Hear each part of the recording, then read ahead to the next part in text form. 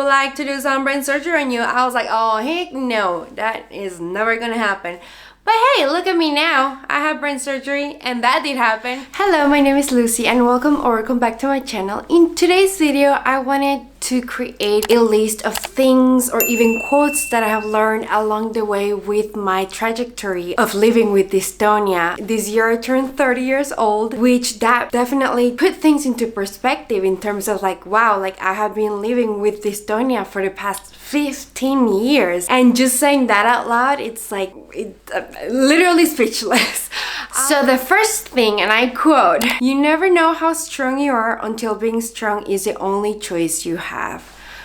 Oh my god, this quote has been with me for quite some time now, and I really resonate to that quote because if you would have told me like 5 years or 10 years ago that I would be going through what I'm going through and gotten to experience even half of what I have, I would have been like, A, you're crazy, and B, I would not have imagined myself go through something like I have. Secondly, I learned how to do everything one-handed. I used to be right-handed, so I would write, I would, do most things with my right hand, but ever since I got dystonia, it's like not really working properly. But yeah, I learned how to get dressed, I learned how to cook, I learned how to do makeup, I learned how to do my hair one-handed, and it's been quite a journey for me in terms of like how I have transitioned my life, with just one hand. I mean, I do have this one that I like to help myself with a little bit, but it's pretty much, not really working as well as it should. 3 is not just the elderly take medications, which, it makes sense. But to me, I used to think that, like older people would take medications, because of their age and whatnot. But I've definitely come to realize that that's not the case. And even though at first I was like so anti, like taking medications for the dystonia, in hindsight, I'm like, if it was gonna help me out, then take it, It was more so kind of like my perspective of like,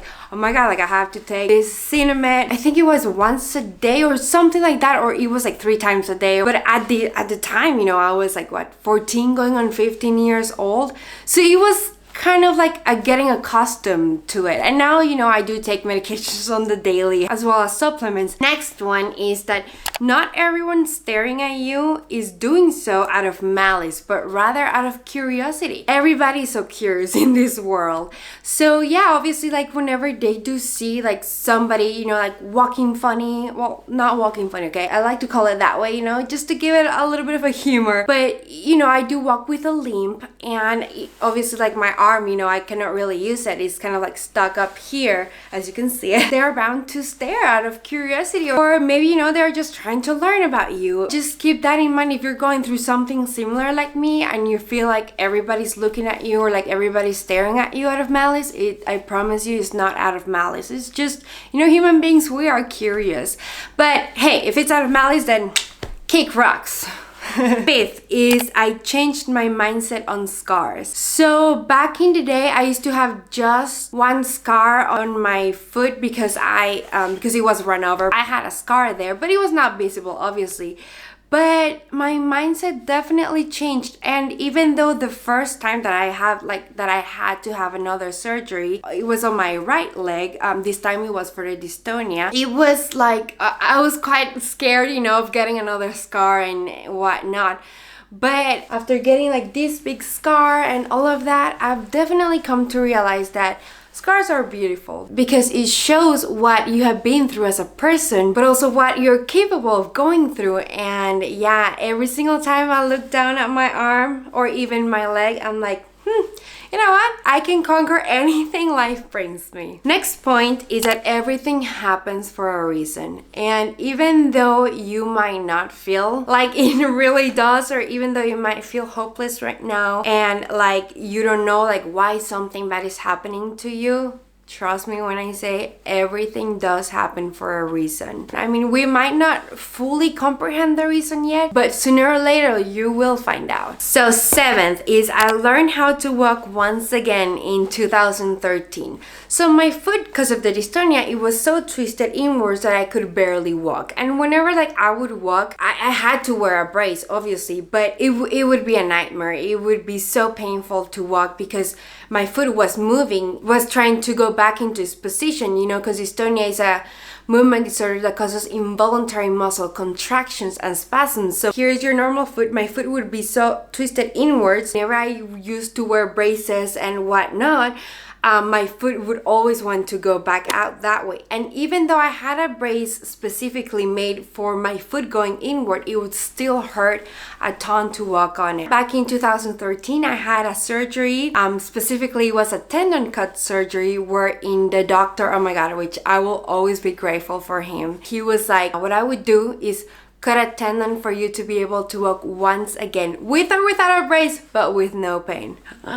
Like, those words couldn't have come even more beautifully than they did. So he cut a tendon, and then I was able to walk again without brace and with no pain, which that was, I call the miracle worker, because this was like a freedom for me, you know, getting to do more things, like walking, and like if I wanted to go grab like a cup of water or whatnot, I could just go grab it. And yeah, I actually got to walk for my high school graduation. Number 8 is chronic or acute pain is no joke. And let me tell you, only people with chronic or even acute pain, if you're going through any sort of physical or even mental pain, please know that you're not alone, and that sooner or later you will find that light that has been shining through, you know, even if it's the smallest light, but it will get you through. And you're stronger than you actually think, you know. Wait, well, we go back to that quote quite often here. 9th is that there's more people like you than you can even begin to imagine. And that is so true, especially, you know, towards the beginning of my journey with dystonia. There was nobody, you know, in my hometown in Guatemala City that had anything like it or even similar, you know. It was hard on me for somebody to comprehend me because nobody knew what it was, and even if they did, it was primarily just doctors, you know. And it was tough on me getting to be diagnosed with something that is so rare, yet it is quite common. I mean, it's not like too common either, but if you research it, then you're like, oh wow, like there is quite a few people with it. Just know you're not alone. Even if you're going through one of the hardest situations you have ever been through, just know you're not alone. And even if you are by yourself, or even if you feel alone, please do reach out. Please know that there's actual people out there caring out for you. Number 10th is that not the top of the top doctors will be able to provide relief. For instance, when we went to Columbia Hospital, and then we also went to Beth Israel Hospitals and John Hopkins, and out of the top doctors, they were not able to provide me the relief that I needed at the time. I mean, they were just, I guess, it's dystonia. There's nothing that we can actually do for you. One of them actually had suggested, I believe, Botox and also the DBS, but at the time, keep in mind that this was like, what, 15 years ago, 14?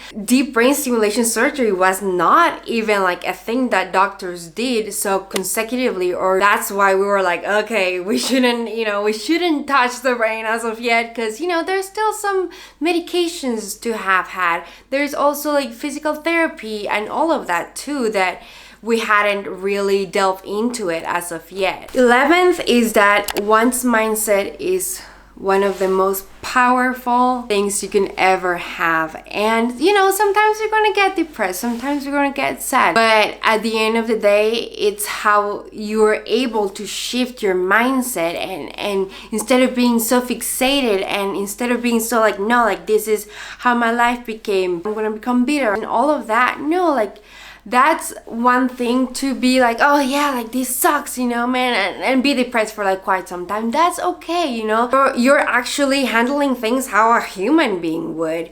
But at the end of the day, it's about your growth mindset. It's about being like, okay, you know what, I've had my grief, I have had my depressive moments, and now, okay, what can I do to better myself? Or okay, what can I do in order to not feel as sad, to not be into my own feelings so much that like they start to consume me, because sooner or later they will consume you and you will become depressed or you will become bitter. So it's about the mindset that you are able to pull through your hardest times in your life, that will make you stronger. Number 12 is that there's a lack of awareness, and not just about dystonias, but also about other disorders or diseases like Parkinson's disease. I mean, like, I know that that's, you know, like that's a well-known concept, but dystonia is not. And even though like it is up there with Parkinson's, it is not as known. And that's why we need more research too, like in dystonias, but also Parkinson's, you know, to be able to come up with a solution that can fix problems, or, you know, like, or even just help us more to find a cure. Even if it's not a cure, well, but how can we make it better for these people going through those kinds of hardships? Number 13, my lucky number, is that sleep or lack of thereof plays a huge role on dystonia. And let me tell you, that's a fact. Because whenever I don't sleep good, or whenever I don't sleep like the 7 up to 8 hours or even more, you know, you never know when you will need your beauty rest. The dystonia gets, ooh, like literally just like that. Even just thinking about it, you can see how it became exacerbated. It is definitely crucial, you know, getting a good night's sleep. Number 14 is never say never. So back in the day, whenever they were just like mentioning, you know, like, hey, we would like to do some brain surgery on you, I was like, oh heck no, that is never gonna happen. But hey, look at me now. I have brain surgery and that did happen. So yeah, jokes on me. And then last but definitely not least, but yet one of the most important things, is that family, or even your loved ones, and faith is truly everything. Your support system means everything to you, your loved ones, but also having that piece of faith and hope that things will get better soon is a huge one that I like to keep on reminding myself to, you know, things do get better, and I'm giving proof of that. It's a miracle how I have been able to surpass it with a smiling face. I mean, sometimes I'm not too smiley, but yeah, it's, you know, it's definitely a learning process too. But yeah, family and faith is truly everything. I'm blessed. I'm truly thankful for all that has happened to me, but also, you know, that it has made me stronger, but not just to me, to my loved ones as well. So yeah, I hope that you guys enjoyed today's video and that you got to learn something new. I hope you guys take care. Bye now.